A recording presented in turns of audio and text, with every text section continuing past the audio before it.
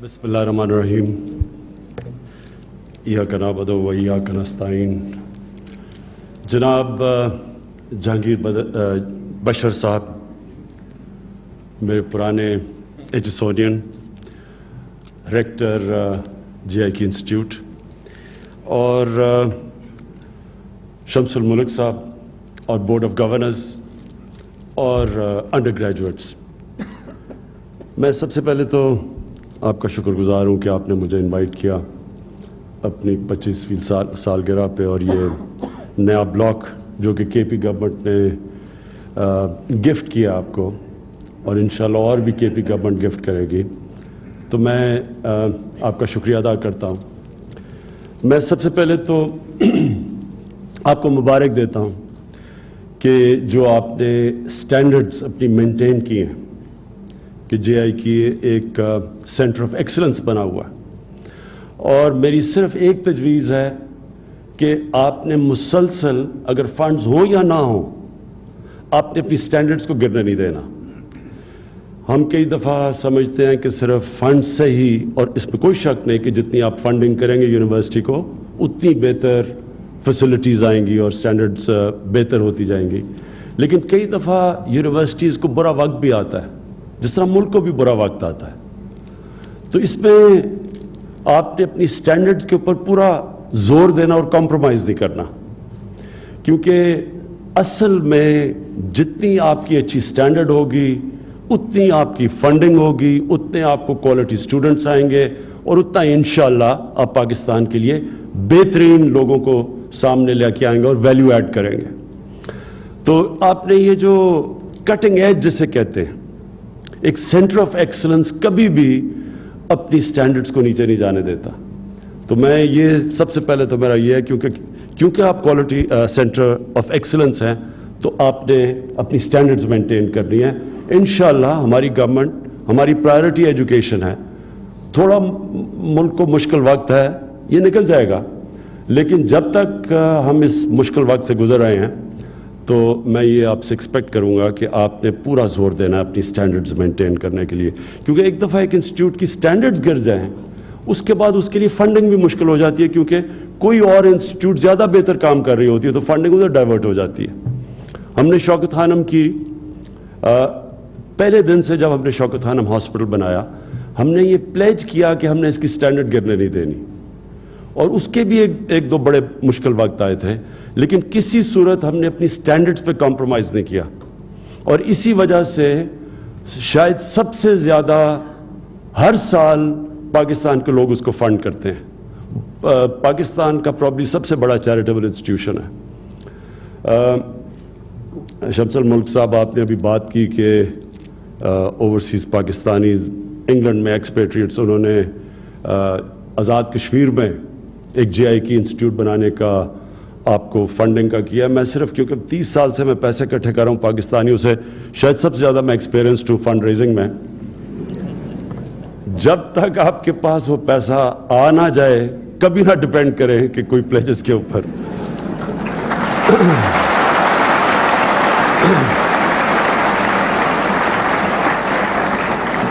जब मैंने नई फंड रेजिंग शुरू की और मैंने एक्सपीरियंस था इसमें, तो होता क्या था कि हम खाना होता था फंड रेजिंग डिनर, तो अनाउंस हो जाता था, अनाउंसमेंट्स बड़ी आ जाती थी। हमने कहा जी $50,000 डिनर पे अनाउंस कर दिया, और वो प्लेजेस होती थी। तो जब एक्चुअली पैसा काउंट करते थे तो 10,000 होता था, और हम फिर जब लोगों को पूछते थे तो एक और मैं आपको एक्सपीरियंस बताता हूं कि लोगों का जब आप फंड रेजिंग में प्लेज होती है ना, अगर आपने वो प्लेज 48 घंटे में नहीं रिट्रीव की, तो उसकी चांस 50% हो जाती है आने की, और फिर एक हफ्ते के बाद भूल जाएं उसको। तो इसलिए मेरी रिक्वेस्ट ये है कि थोड़ा सा ज़रा इसके ऊपर नज़र दें, और मैं आपका शुक्रिया अदा करना चाहता हूँ, क्योंकि मुझे आपने, और मैंने भी अपने आप को टाइटल दी सफ़ीर कश्मीर।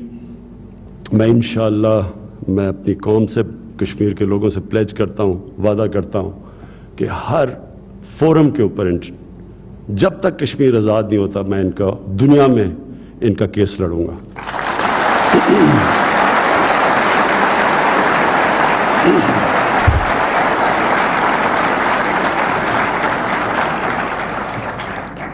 اب آپ کے لیے انڈر گریجویٹس کے لیے دیکھیں، میں آپ کو ایک کوشش کروں گا چھوٹا سا اپنی زندگی کے تجربے سے آپ کو ایک جو میں سمجھتا ہوں کہ ایک انسان کا پوٹینشل کس طرح نکلتا ہے باہر، میں صرف کوشش کروں گا کہ آپ کو وہ چیز سمجھانے کی، کیونکہ میرا بڑا ایک، جس طرح جہانگیر بشر نے کہا کہ میرا ایک بڑا ویریڈ، شاید ہی کسی کے اتنی مختلف ایریاز کے اندر اس نے کام کیا ہو، تو سپورٹ سے لے کے پھر یہ ایک ادارہ بنانا اور اس کی فنڈ ریزنگ، اور اس کے بعد ایک پالیٹکس میں ایک پارٹی سیٹ اپ کرنا، پھر یونیورسٹی بنانا.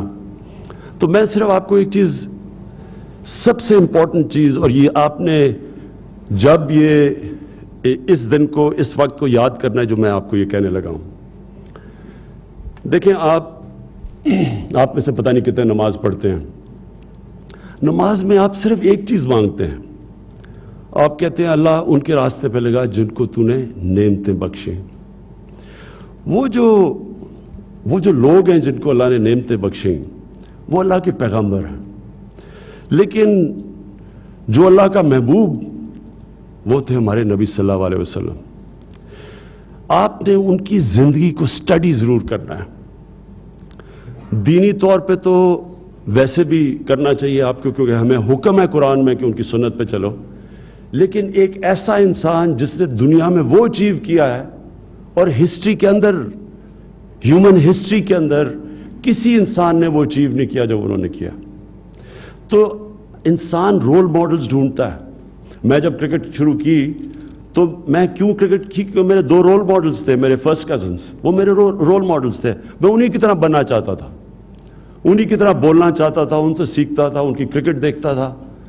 ہر انسان کے رول ماڈلز ہوتے ہیں. آپ دنیا میں جب آگے جاتے رہیں گے تو آپ کے رول ماڈلز بدلتے بھی جائیں گے. جیسے جیسے آپ زندگی میں اوپر جائیں گے تو مختلف رول ماڈلز آپ کے بنتے جائیں گے. لیکن جو ایک رول ماڈل آپ کا رہنا چاہیے جس کا کوئی دنیا کی تاریخ میں مقابلہ نہیں ہے، وہ ہیں آپ کے نبی صلی اللہ علیہ وسلم. اب میں یہ چاہتا ہوں، اور میں آپ سے ریکویسٹ کروں گا، بورڈ سے بھی اور جہانگیر آپ سے بھی، آپ کو ضرور یہاں ایک چیئر رکھنی چاہیے جو ریسرچ کرے ہمارے نبی صلی اللہ علیہ وسلم کی زندگی پہ، اور جو کہ مدینہ کی ریاست جو ان کی سنت تھی، کیونکہ انہوں نے اپنی زندگی میں ایک ریاست بنائی، اس کے اوپر ریسرچ کریں. کیونکہ مجھے افسوس ہوتا ہے کہ پڑھے لکھے لوگوں کو سمجھ ہی نہیں ہے کہ وہ کیا چیز تھی، وہ کیا کوالٹیز تھی ان کے اندر جو ہمیں سب بچے کو بتانی چاہیے. اور وہ جو ریاست بنی تھی اس میں کیا کوالٹیز تھی کہ وہ دنیا کی وہ سب سے عظیم سیویلائزیشن، کئی صدیوں تک انہوں نے دنیا کے اندر ایک لیڈنگ سیویلائزیشن تھے. یہ ضرور سٹڈی کرنا چاہیے. دیکھیں، اگر ہمارے پڑھے لکھے لوگ اس چیز کو سٹڈی نہیں کریں گے تو یہ پھر ان لوگوں کے ہاتھ میں چلا جائے گا جو اپنے آپ کو مولانا کہتے ہیں اور ڈیزل کے پرمٹ پہ بک جاتے ہیں.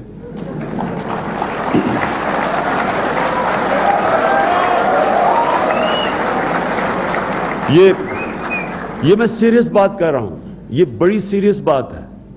اسلام کے اندر عالم کا بہت بڑا درجہ ہے، سائنٹسٹ کا، عالم کا، اسکالر کا بہت بڑا درجہ ہے. وہ درجہ اس لیے ہے کہ اس کی ظاہر ہے جس کی برین زیادہ، جو پڑھ لکھ جاتا ہے. ایک علامہ اقبال کئی دفعہ قرآن کی ایک آیت کا جو ترجمہ کرتے ہیں وہ آپ کسی دوسری کتاب میں پڑھیں تو آپ کو کچھ اور ہی لگے گا. کیونکہ جس طرح ایک یوسف علی نے قرآن کا کہا تھا کہ قرآن ایک ایسی چیز، آپ ایک جس طرح ماؤنٹن کلائمبر ہوتا ہے، جتنا وہ اوپر چڑھتا جاتا ہے پہاڑ میں اتنا زیادہ اس کو نظر آنا شروع ہو جاتا ہے.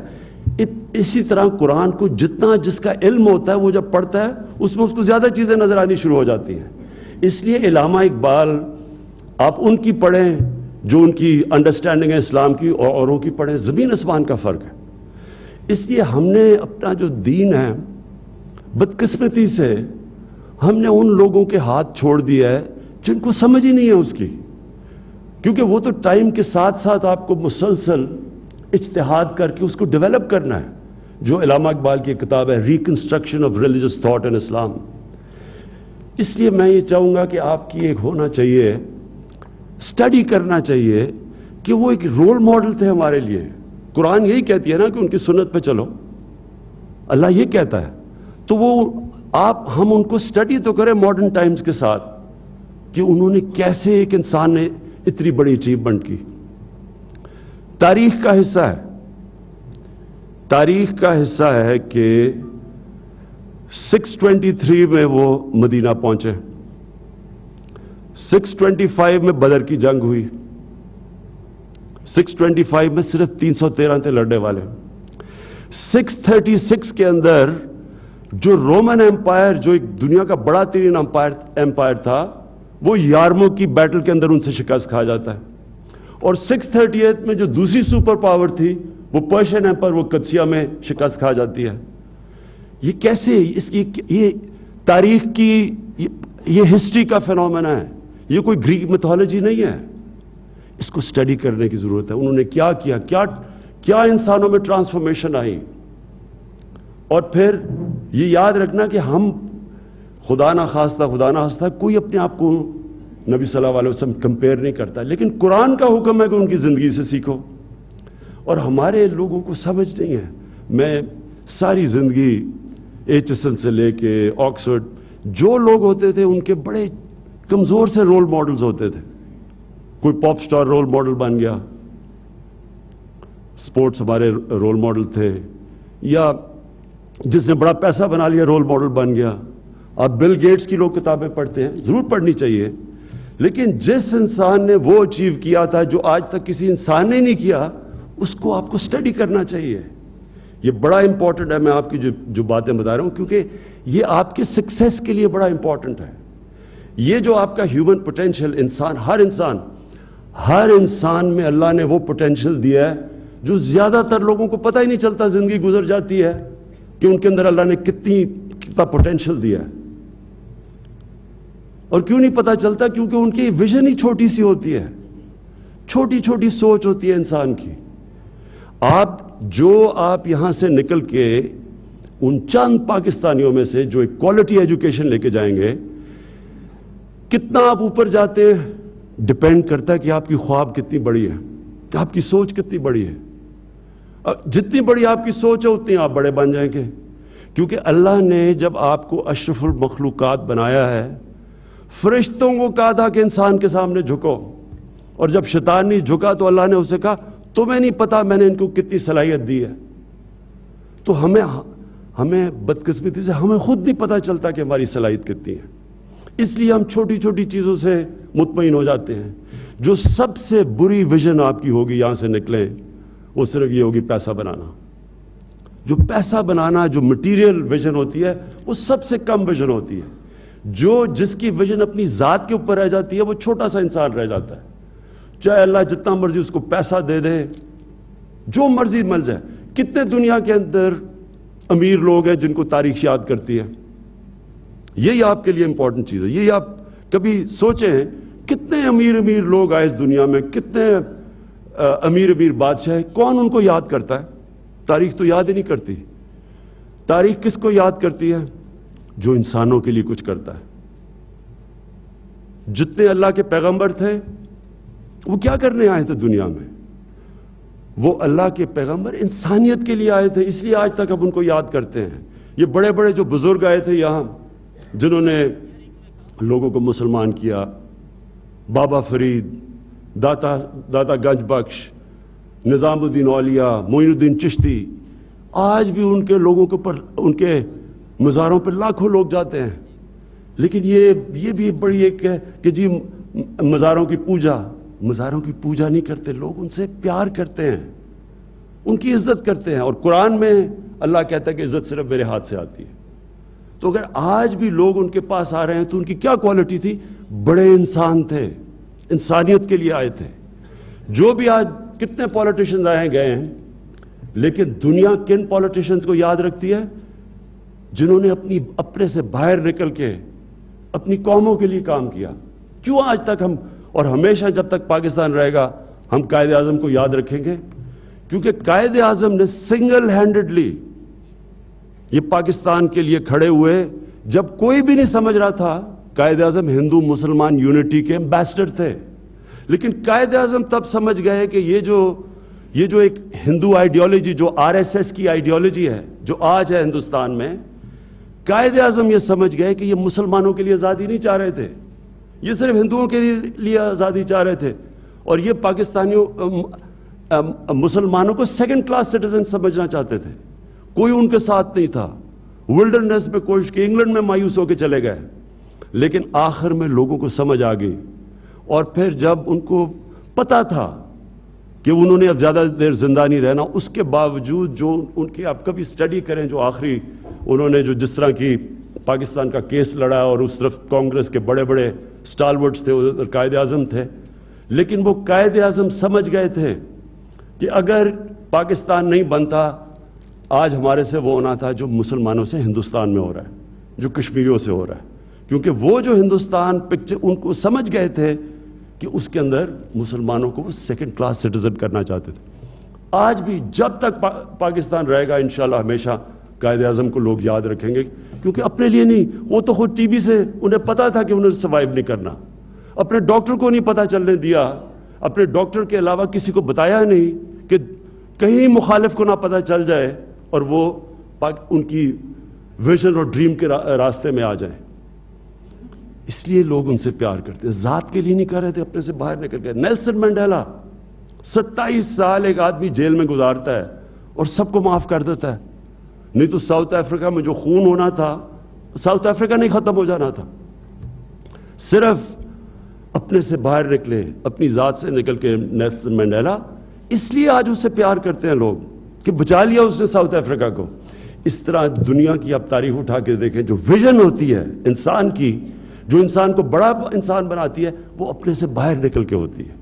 اور اس لیے ضرور آپ سٹڈی کریں, دینی طور پہ نہیں, وہ دینی طور پہ بھی آپ کو فائدہ ہوگا, دنیاوی طور پہ بھی آپ کو فائدہ ہوگا.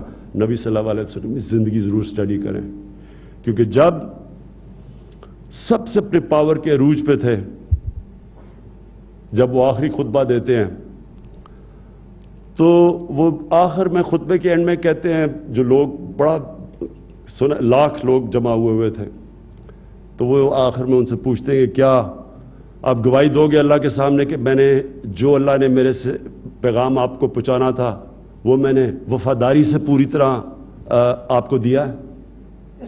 تو جیسی وہ آواز پیچھے جاتی ہے تو پہلے لوگ تائید کرتے ہیں کہ ہاں نبی, پھر رونا شروع ہو جاتے ہیں لوگ, کیونکہ ان کو پتہ چل جاتا ہے کہ اب یہ انہوں نے ایک پیغام دینے آئے تھے, اب انہوں نے ہمارے ساتھ زیادہ دیر رہنا نہیں ہے. تو اپنی ذات کے لیے نہیں آئے تھے. میں صرف آپ کو یہ پوائنٹ بتانا چاہتا ہوں, بڑا انسان اپنے آپ سے باہر نکلتا ہے.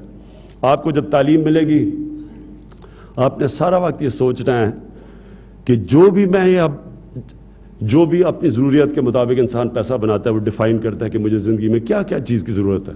یہ بڑا امپورٹنٹ ہے. اگر آپ یہ ڈیفائن نہیں کریں گے اپنی ضروریات کو, تو اس کا پیسے بنانے کی تو کوئی لمٹ ہی نہیں ہے.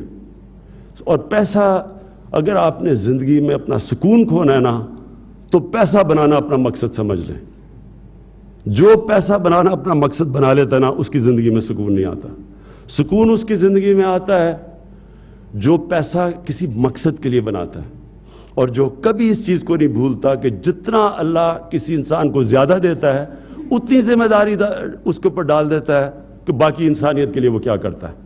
یہ اصل میں ان شارٹ یہ زندگی کا مقصد ہی ہے. جو اس کو سمجھ جاتا ہے اس کی زندگی میں سکون آ جاتا ہے, وہ ایک مختلف زندگی گزارتا ہے. یہ نہیں کہ آسان زندگی گزارتا ہے. اچھا, سیکنڈلی یہ جو آسان زندگی ہے, یہ آپ کے لیے سب سے بڑی ایک ہیومن پوٹینشل کی تباہی ہے. کبھی بھی کوئی آسان کام کے بڑا انسان نہیں بنا. جو ہم اب پھر سے جب آپ نماز میں مانگتے ہیں کہ اللہ ان کے راستے پہ لگا جن کو نعمتیں بخشیں, جو اللہ کے پیغمبر تھے, کسی کی آسان زندگی نہیں تھی, سب کی مشکل زندگیاں تھیں, لیکن اندر سکون تھا سب میں, مشکل زندگی جتنی بھی تھی. اور وہ سارے اللہ کے جو پیغمبر آئے تھے, وہ دو کوالٹیز تھی ان میں, انصاف کے لیے کھڑے ہوئے تھے اور انسانیت کے لیے کھڑے ہوئے تھے, انسانوں کے ساتھ اور ظالم کے خلاف کھڑے ہوئے تھے. یہ آپ نے اپنے زندگی کا مقصد بنا لینا ہے، سارے آپ بڑے انسان بنیں گے، کیونکہ آپ کو ایڈوانٹیج مل گئی ہے، کوالٹی ایجوکیشن انشاءاللہ آپ کو ملے گی۔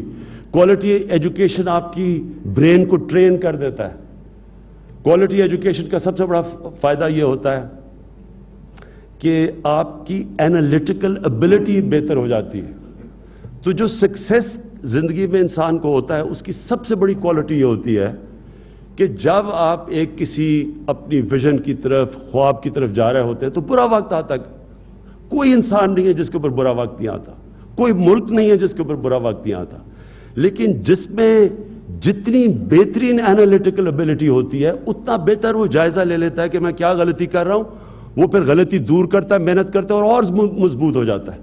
یہ سکسیس کی سب سے بڑی کوالٹی ہے کہ آپ میں اپنی غلطیوں کو آپ اپنے بیسٹ کرٹک ہوتے ہیں، آپ اپنی تنقید سب سے بہترین کرتے ہیں۔ میں جب میچ ہارتا تھا تو میں کبھی اگلے دن کا اخبار نہیں پڑھتا تھا، مجھے تو پتا تھا اخبار میں کیا آنا ہے۔ تو پہلے یہ تکلیف ہے ہارنے کی، ضرور اخبار بھی پڑھنا ہے اور زخموں پہ نمک چھڑوانا ہے، لیکن میں کبھی رات کو سوتا نہیں تھا جب تک کہ میں نے پوری اپنی جو میری ہار کو پوری طرح جائزہ نہ لے لیا ہو کہ میں نے کیا کیا غلطیاں کی تھیں۔ کبھی نہیں سوتا تھا، اور یہ میرا ہمیشہ دنیا میں اصول رہا ہے کہ میں اپنا سب سے بڑا کرٹک ہوتا ہوں، اور یہ جتنی آپ کی برین اینالائز کر سکتی ہے آپ کی غلطیوں کو، اتنا انشور کرتی ہے کہ آپ اتنا اوپر جائیں گے، کیونکہ آپ میں پھر وہ ایبلٹی ہوتی ہے، آپ سمجھ آتے ہیں کہ یہ میں نے غلط، یہ جو سیلف کریکشن جس کو کہتے ہیں، سارے راستے میں جتنی آپ اوپر اونچی خواب آپ کی ہے اتنے آپ گریں گے نیچے، اور جب آپ نیچے گرتے ہیں وہ سب سے بہترین ٹائم ہوتا ہے اپنی سیلف انالیسس کا، سول سرچنگ کا۔ وہ ٹائم ہوتا ہے انسان جب اپنی غلطیاں دور کر کے پھر محنت کر کے پھر واپس آتا ہے، ہمیشہ وہ پھر سائیکل ایسے جاتا ہے، جب آپ نیچے جاتے ہیں اس کرو سے، پھر آپ اس سے زیادہ اوپر آ جاتے ہیں، پھر آپ گرتے ہیں نیچے، پھر اس کرو، اس طرح کبھی زندگی سٹریٹ لائن میں نہیں ہے، زندگی سائیکلز میں ہے۔ سٹریٹ لائن میں صرف جب آپ قبر میں جاتے ہیں وہ سٹریٹ لائن ہو جاتی ہے، اس میں تو کوئی اوپر اونچ نیچی ہوتی۔ اس لیے کبھی آپ نے کبھی مشکل وقت سے گھبرانا نہیں ہے، یہ ایکسپیکٹ کرو کہ مشکل وقت آئیں گے، چیلنج لو اس کو۔ میری زندگی میں جب کوئی زیادہ دیر امن ہو جاتا ہے نا تو میں بور ہو جاتا ہوں کہ اب کیا ہو رہا ہے، سوچتا ہوں کہ اب پھر میں زیادہ ٹی وی آن کر لیتا ہوں تاکہ میں اپنے مخالفین کو سن لوں، تاکہ مجھے پتا چلے کہ چلے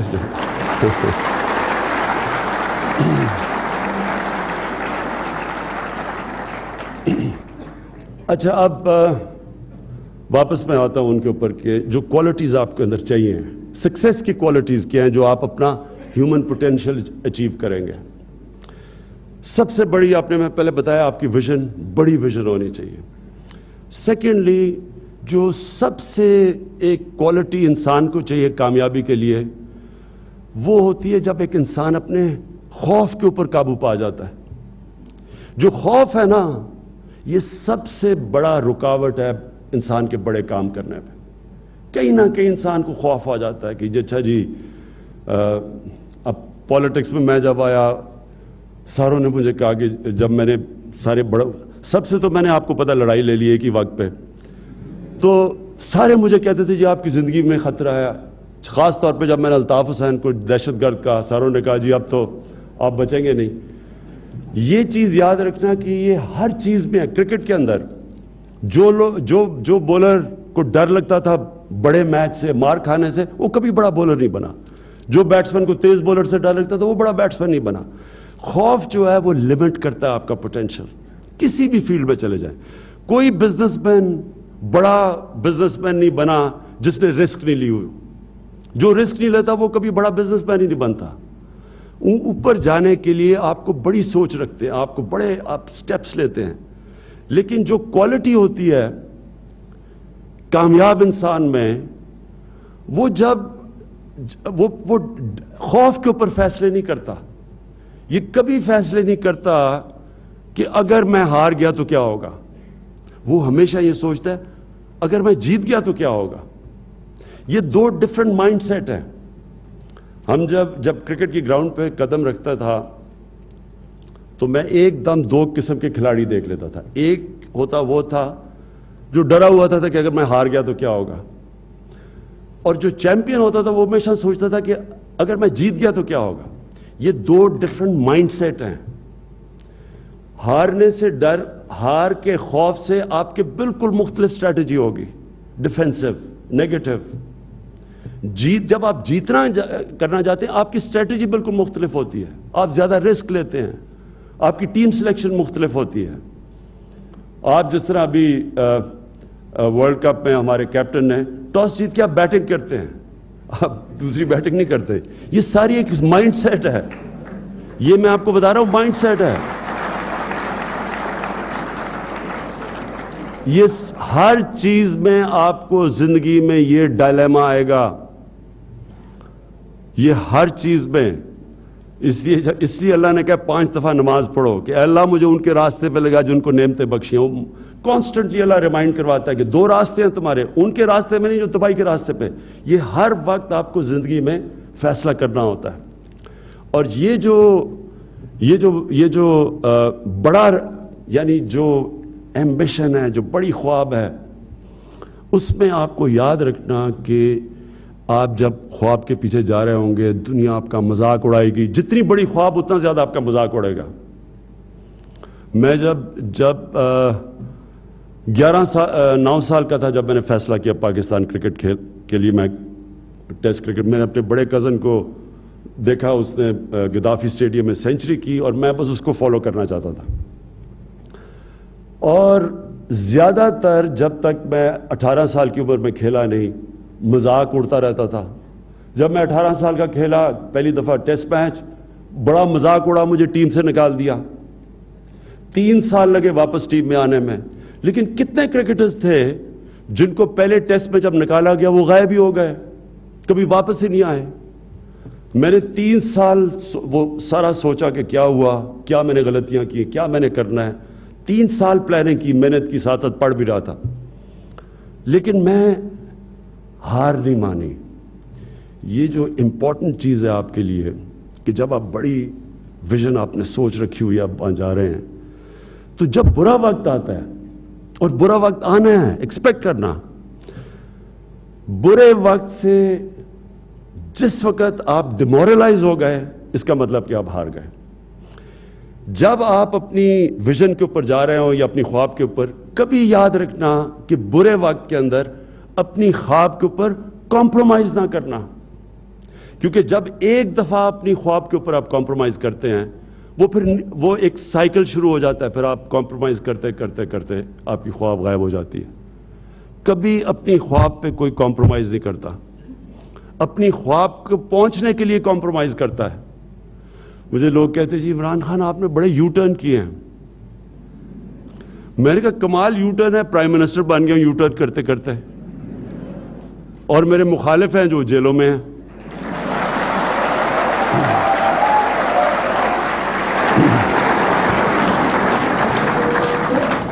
یو ٹرن یعنی کہ کمپرومائز آپ کرتے ہیں اپنے مقصد کے لیے, اپنے مقصد پہ کبھی کمپرومائز نہیں کرتے. یعنی اب وہ مجھے سارے کہتے ہیں شور مچایا ہوا ہے جب سے میں پاور میں آیا ہوں, صرف وہ ایک چیز چاہتے ہیں NRO. لیکن جس دن میں نے ان کو NRO دیا میں اپنی ویژن کے اوپر کمپرومائز کر جاؤں گا. سو اپنی ویژن کے لیے کمپرومائز کرتے ہیں, اپنی ویژن کے اوپر کبھی کمپرومائز نہیں کرتے.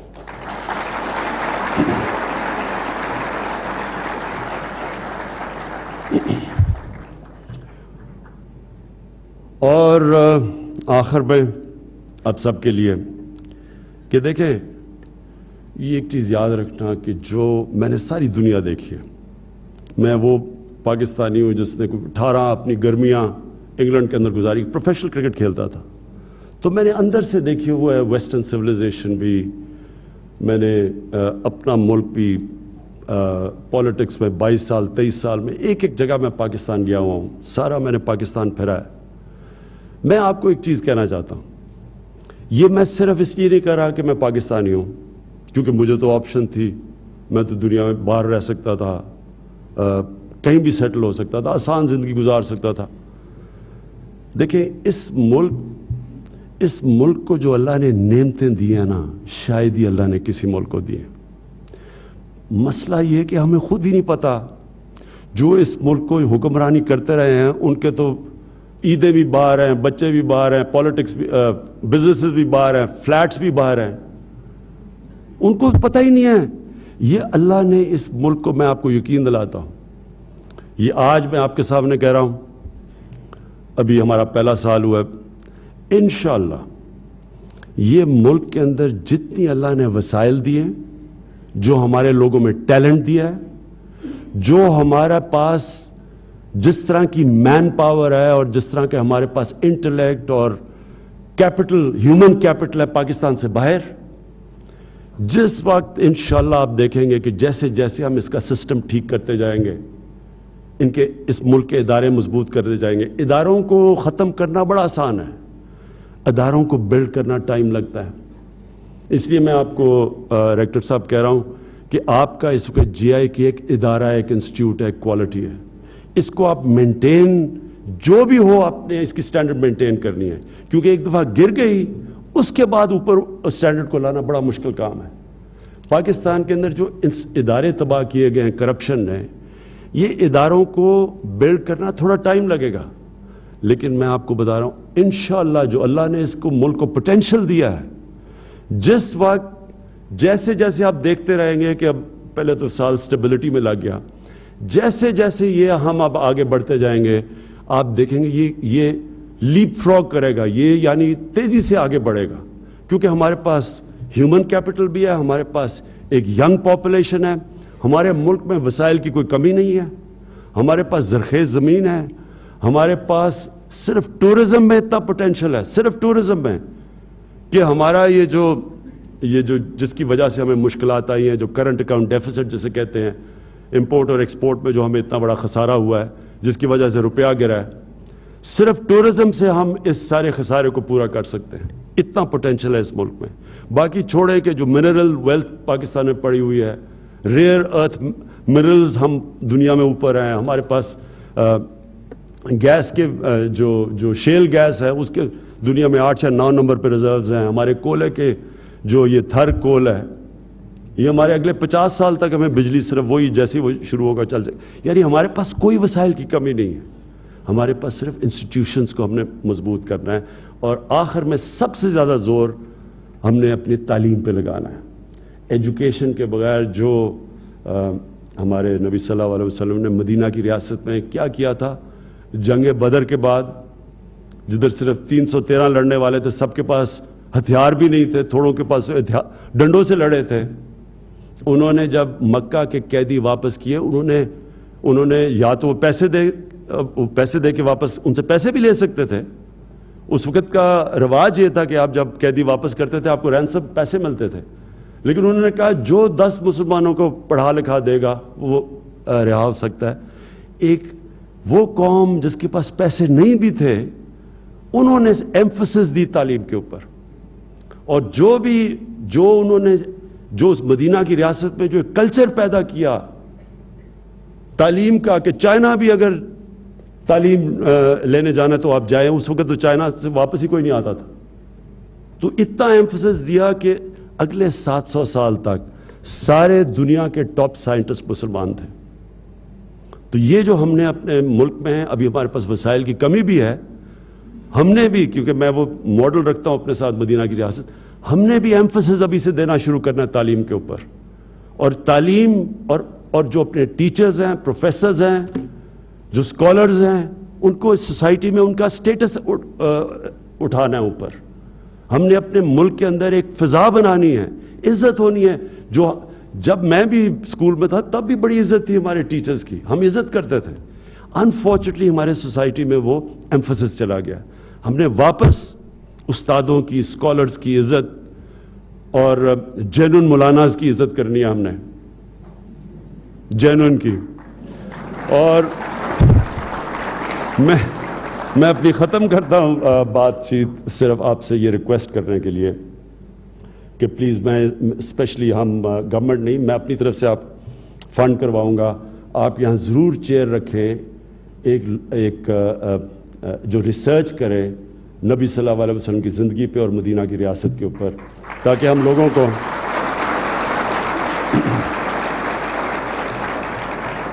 ہم اپنی یوتھ کو بتا سکیں، ان کے رول ماڈل صحیح کر سکیں، قبلہ درست کر سکیں، کیونکہ سب سے امپورٹنٹ ہوتا ہے قبلہ۔ آپ کا اگر رول ماڈل غلط ہو آپ غلط طرف نکل جاتے ہیں۔ رول ماڈل بہت امپورٹنٹ ہے زندگی کے اندر، تو جتنا جتنا لوگوں کو پتہ چلے گا تبھی انہیں پتہ چلے گا کہ ہمارے پاس جو یہ ملک بنا تھا ایک اسپیسیفک وجہ سے ملک بنا تھا۔ یہ ملک وہ بنا تھا، اگر آپ علامہ اقبال کی جو پڑھیں پاکستان کا کانسیپٹ کیا تھا کہ اس میں ہم نے بتانا تھا کہ اسلام کیا ہے دنیا کو۔ اور مدینہ کی ریاست کو جتنا آپ سٹڈی کریں گے آپ ریلائز کریں گے وہ ماڈرن سٹیٹ تھی۔ کئی دفعہ لوگ کہتے ہیں وہ 1400 سال پہلے پیچھے، ماڈرن سٹیٹ تھی، سارے ماڈرن کانسیپٹس تھے۔ پروگریسو ٹیکسیشن ماڈرن کانسیپٹ تھا کہ پیسے والے ٹیکس دیں اور غریبوں پہ خرچ کریں۔ ویلفیئر سٹیٹ ماڈرن کانسیپٹ ہے۔ عورتوں کو رائٹس دیے گئے، پہلی دفعہ غلاموں کو رہا کیا گیا، ایسا غلاموں کا درجہ بنایا معاشرے میں کہ واحد مسلمان دنیا ہے جس کے اندر غلام ڈینسٹیز، بادشاہ بن گئے غلام۔ ہندوستان میں غلاموں نے بادشاہ کیا، قطب ایبک وغیرہ، مملوک ایجپٹ میں غلام تھے۔ تو جو انہوں نے انقلاب لے کے آیا کسی کو پتہ ہی نہیں ہے کہ ماڈرن، یہ سارے ماڈرن کانسیپٹس تھے۔ جو انہوں نے مائنورٹیز کے ساتھ برابر کے شہری جو کانسیپٹ تھا کہ جو انہوں نے مساک مدینہ کیا، جو انہوں نے سینٹ کیتھرس چرچ سے کیا کہ قیامت تک ہم تمہاری عبادت گاہوں کو پروٹیکٹ کریں گے۔ حضرت علی ایک مائنورٹی سے کیس ہار جاتے ہیں خلیفہ ہوتے ہوئے۔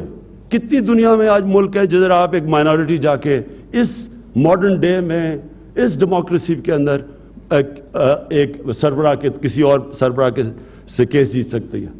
سب ماڈرن کانسیپٹس تھے جو کہ انفارچونیٹلی ہمیں پتہ ہی نہیں ہے۔ ہم وہاں سے لیتے ہیں، ہم ریلائز نہیں کرتے کہ ہم خود جو وہ سٹیٹ تھی اس کے اوپر بیس کریں اپنے آپ کو۔ ساری جو انسانیت تھی، یہ جو معذوروں کو، بیواؤں کو، یہ سارے ماڈرن پینشنز، پہلی دفعہ بوڑھوں کا دھیان رکھا۔ یہ مدینہ کی ریاست میں پہلی دفعہ دنیا میں پینشنز کا کانسیپٹ آیا تھا۔ سب ماڈرن کانسیپٹس ہیں، اور صرف ہمیں اپنے یوتھ کو 60% پاکستانی 30 سال کی عمر سے کم ہے، ان کو پتہ ہونا چاہیے۔ اور یہ جب ہم یونیورسٹیز کے اندر اس کے اوپر کریں گے کہ آہستہ آہستہ اسکولوں میں نئے کانسیپٹس آئیں گے، باقی یونیورسٹیز بھی کریں گی، تاکہ پتہ تو چلے ہمارا قبلہ تو صحیح ہو۔ اور قبلہ صحیح ہونا آج کل اتنا ضروری ہے کیونکہ جو آج کل موبائل فون کی وجہ سے معاشرے کے اندر ایک تبدیلی آ رہی ہے، یہ غلط طرف بھی جا سکتی ہے۔ اس کو ہم کنٹرول کر سکتے ہیں اگر ہم اپنے بچوں کو، اپنے یوتھ کو صحیح طرح بتائیں کہ کانسیپٹس کیا ہیں اسلام کے، تاکہ شروع میں جب آپ کے بیسکس ٹھیک ہو جاتے ہیں، دنیا کے آپ کسی بھی ملک میں چلے جائیں آپ کو دنیا کا پتہ چل جائے گا۔ جس طرح علامہ اقبال، جب وہ کیونکہ وہ ان کی اتنی زبردست نالج تھی قرآن کی، اسلامک ہسٹری کی، جب وہ باہر بھی گئے تو وہ کمپیئر کر سکے کہ مغرب کی طرف کیا کوالٹیز ہیں ان کی جو آگے لے گئی، اور ان کی کیا کوالٹیز ہیں جو ہمیں نہیں اپنانی چاہیے۔ آپ علامہ اقبال کی پڑھیں، ابھی بھی ریلیونٹ ہے جو انہوں نے کانسیپٹس دیے، جو موازنہ کرتے ہیں مغرب کا اور ہمارا سویلائزیشن کا، ابھی بھی آپ پڑھیں تو کیونکہ ان کے پاس نالج تھی اپنی ہسٹری کی، اپنی دین کی، اس لیے وہ کمپیئر کر سکیں۔ تو جس کو اپنے بیسکس ہی نہیں پتا وہ وہاں جاتا تھا، وہ سمجھتا ہے کہ یہ سارا کچھ ہی مغرب سے، اور وہ پھر اپنی اوریجنلٹی کھو بیٹھتا ہے اور وہ چیزیں لے لیتا ہے جو اسے اچھائی برائی نہیں دونوں اکٹھی لے لیتا ہے۔ میں آپ کا بہت بہت شکر گزار ہوں پھر سے، اور میں امید رکھتا ہوں کہ آپ سب جب یہاں سے کوالیفائی کریں گے اپنے آپ سے ایک سوال پوچھیں گے کہ میری زندگی کا مقصد کیا ہے۔ مجھے اللہ نے کسی وجہ سے پیدا کیا ہے، مجھے اگر اللہ نے زیادہ لوگوں سے بہتر تعلیم دلوائی ہے تو میرے پاس زیادہ ذمہ داری ہے۔ تو آپ نے اینڈ میں یہ پوچھنا ہے کہ میں اپنے ملک کے لیے کیا کر سکتا ہوں، میں اپنی ملک میں وہ لوگ جو پریولیج نہیں ہیں ان کے لیے میں کیا کر سکتا ہوں۔ تب آپ کا جو ایجوکیشن ہے یہ آپ کو اور ہی لیول پہ لے جائے گا۔ بہت بہت شکریہ۔